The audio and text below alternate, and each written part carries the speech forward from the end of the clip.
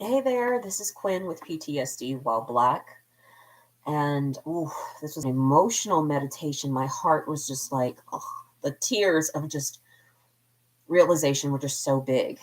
Um, so I wrote a long description, but what I came to the forefront was how at the last protest my husband and I went to um, in Southern California, we wrote down the names of all the people who had been killed during police brutality. And actually, we wrote the names that we were planning for our future children um, on the list because we both were dealing with the fear of bringing kids into this world as it is and grieving, grieving our unborn children is what we were doing. Um, so, oh my God, I'm just going through my feelings from the meditation. It was asking, you know, Quinn, you're asking for too little from the world and, you know, dream big. And one of the biggest things is that I want racial justice, I want harmony, um, the healing of needless conflict and fighting. So does my cat. She's crying for her dad. He's in the bathroom. But I am really just recognizing babies how much I when my vision is, yes, of course we all want to be well and have good health and financially sustainable and to do our dream jobs and all that, but like at the deepest core for me is this need for healing and racial justice. And like I see it as a possibility. I see that it can happen. um it does require some massive change, but it starts with the individual level for all of us, for looking at how we continue to uphold systems of oppression. But anyway, this meditation just had me in such beautiful, beautiful, blissful tears because it was just like, I'm going to sit and I'm going to hold God's hand. I'm going to hold the hand of the divine today and ask, how would you have me be? How would you have me grow? And the message was just so powerful and beautiful. First, I want to say that part of my meditation process is I'll usually flip open my vision book that I've been working on for the past few years of just the things that I'd really like to have in my life. And the page that it came up on was family. Having a trust like no other will get them going with love. And my kids, I wanted to be a mama so bad. I think this is Serena Williams. I'm not sure whose body I pasted my head on. Oh, this is Serena Williams over here. I don't know who that is. And then that's Angelina Jolie and Brad Pitt. Um, their crazy sex scenes. Because our friends used to call us um, Quants, I think, for Lance and Quinn. But like they were really comparing us to Angelina Jolie and Brad Pitt. But I love that it says on here, we protect this. We protect this union. We protect this family, and that we allow ourselves to be a winning duo and a powerful bond. And like that, with that being the focus of my meditation, I was like, wow, this is. And I just do a random flip in the book, just like, hey God, what would you have me focus on? But anyway, the reading tonight came up with the message that I needed to learn, um, is to speak my truth. That's the overall big message. To create change is to speak my truth. But the one that got me, I just wanted to read it, if I can get to it. The goddess of miracles. I'm a magnet for miracles. I am a miracle. What if I truly allowed myself to believe that all things are possible and dare to dream bigger? I claim I want miracles, but I take an all "I'll believe it when I see it" approach. Perhaps what would happen if you see it after you believe it? Believe that you deserve to be, do, have the world you want for yourself. You can be your true self, do what awakens your soul, and have your desires. This is life's miracle. And so, with that being life's miracle for me is racial justice and harmony, and that means that we take accountability for our behaviors and how we've continued to oppress one another or to limit communication or to stifle each other. Um, and I know it's possible. I know it's possible. The other thing, there were two cards that showed up about sexuality, sensuality, and pleasure. And as a survivor of rape and someone who's dealt with some severe sexual anorexia, I thought it was very interesting because the warning, or yeah, the message of a warning, I think it was called,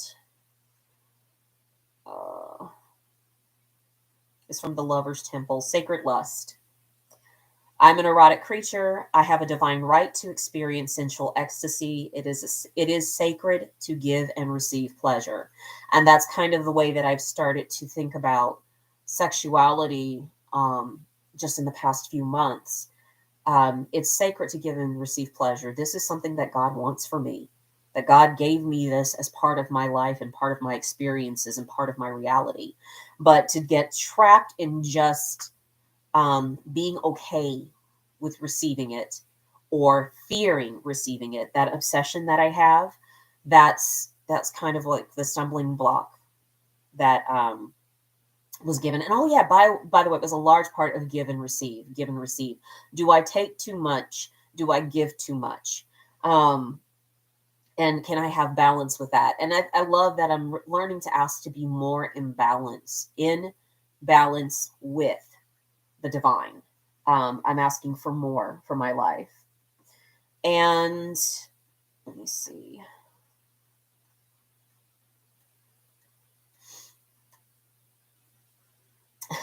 And I've gotten this one several times, which is the goddess of living out loud. This is the what my ancestors most want me to know is to live out loud, to express myself. I have something to say. I share my voice and my magic. I express my meanness.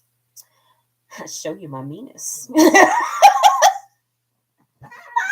love you. You encourage this, and that's why I love you. Oh my God. See, everybody else just like runs screaming. Nuh-uh. No, he encourages me.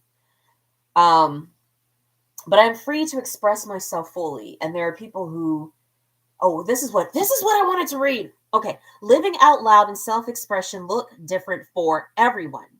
For outgoing extroverts, self-expression may mean dancing on tables and screaming your points of view. Introverts may speak out in other ways and save the louder parts of their personalities for their loved ones. The way you express yourself won't make everyone happy, and that's okay. You're not meant to. And so I am free to express myself fully. And he's more of an introvert. I'm more of an extrovert. Um, I use being an extrovert to get over my social anxiety disorder. I forced myself to go out and to perform and to sing and to do things so that I was out there instead of still stuck in the socially awkwardness. And I still have the social awkwardness, but I know I have a responsibility to clean it up. So, oh, damn, that's another thing. Anyway, the way I express myself will not be pleasing for everyone, but I have a responsibility to do it. And it made me think of the gang stalkers. Haha, I know you said don't mention them, but they have every right to express themselves as well. And they also have the consequences of that expression. And I recognize, oh yeah, I have the consequences of my expression. We have freedom of speech, but not freedom from consequences. Consequences! I'm surprised you didn't yell it. I'd said it so many times. But it's when our expression impedes another person's ability to move forward. That's where we need to take a look at our behavior. And I recognize for the person who initiated a lot of the gang stalking, this guy, that he has trouble with communication, that he has trouble with being, well, he doesn't even listen to himself, so I don't know how he can communicate in ways that others could listen to him, if that makes sense. Um, and I'm pretty sure he's one of those people that are soft spoken and only saves his ooey gooey parts for the people that he feels really safe and loving around. And he has every right to do that. He has every right to do that. And that's totally okay. What I recognize was not okay is hacking my computer and my phone and putting pornography on my children's entertainment page. That part's not okay. Stalking me. Instead of just having a conversation or saying, I don't have the words for this, I don't know how to do this, but I want to resolve this. So that's where I'm getting to see the boundaries of what had happened. Instead of me saying, oh, Quinn, don't say anything. You don't have a right to feel anything. I'm now allowing that there's an appropriate boundary with these things. There's some things that, yeah, you have every right to take time to yourself, but to act on the things in your head versus talking with another human being, that's upholding oppression. That's oppressing another person, and that's not acceptable. And I don't appreciate being oppressed. Because I'm the kind of person you could come and talk to me. Legit. I've said it multiple times. And that I'm willing to hold space. Multiple times I've said this. It's part of the practice in our marriage that we do this. But this person instead, I think, just needed to feel important and to feel elevated. Because I think that his own self-expression may be small. And my self-expression is big and bold because I had to do it. I've had to do it since 19 years old after getting kicked out of high school, right before my graduation. And that's what caused my social anxiety disorder. And it lasted for a good, what did I say, 19 years old? I was 17 years old when I got kicked out of high school. It lasted a good, like, 3 or 4 years of severe social anxiety disorder. But now it's capped down. But yeah, and I think this is something that my husband and I, we're learning from each other. He also has a social anxiety disorder too. And he's been addressing his, but he didn't do it in the big bold way of jump on stage, which is what I've done.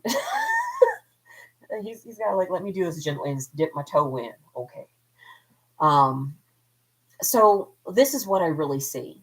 And I'm going to put this out there for the folks that have participated in the gang stalking, for the folks that initiated the gang stalking. I'm going to put this out there for you. What benefit do you have in continuing this behavior? Are you willing to have a resolution to resolve this issue? That's not saying that you need to do it, not saying you need to do it, but are you willing to resolve this issue? I know I am. So, and like one of the things that my cards were telling me is that mediation may be the best way through this. And I don't know if that's with a psychiatrist. Let's go to marriage counseling as a group of people. We could have like a Zoom marriage counseling or something for an acting group. But like, are you willing for things to be different? Or are you just going to hold on to this image of being a victim? Because I asked this question with Ma'at being there of giving and receiving. Do you think you gave too much to me in some kind of way? What do you think you gave? What do you believe you gave? How much you gave? And what are you expecting from me? To verbally communicate that, put it in writing. Y'all got my email address. Well, I'll check it every now and then. I'm changing my email addresses. I'm changing everything actually at this point because y'all, but put it in writing. Put it with your face in writing. This is what I would need to resolve things. If you're not interested in resolving things and you just want to continue harassing me, then that just proves the point that you're not a victim in this situation, but you're an abuser. And that's a choice. That's a choice that you get to make. It's a choice. Um, I see the capability of doing things in bigger, better ways. Yeah. Yeah. I see the capability of doing things in bigger, better ways. We do not have to be friends. In fact, I know I would not be a good friend for you because I have really reevaluated my boundaries and my needs and my limits. And this behavior that has been displayed is not safe for me. And that's not what I want from people who are going to be at a friend level with me. Um, we could be associates at closest, that we know each other's names, but we do not have to team up or work on anything together. But what I'm offering is an opportunity to squash this.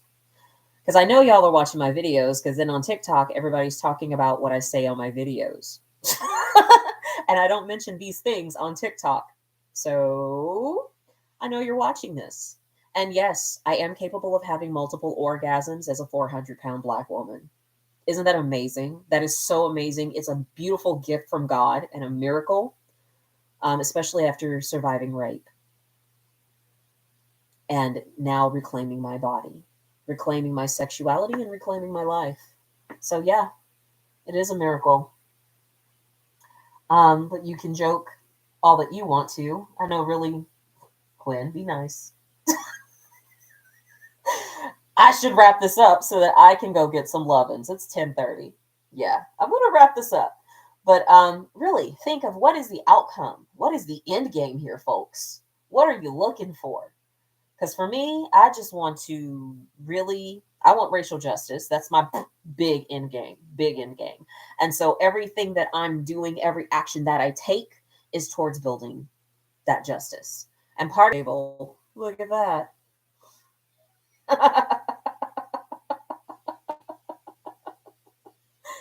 Yeah, let's try and resolve things. Let's be adults. But if you want to be childish, you can do that with yourself. You can go play with yourself. I'm not going to play with you. All right, so next time. Peace.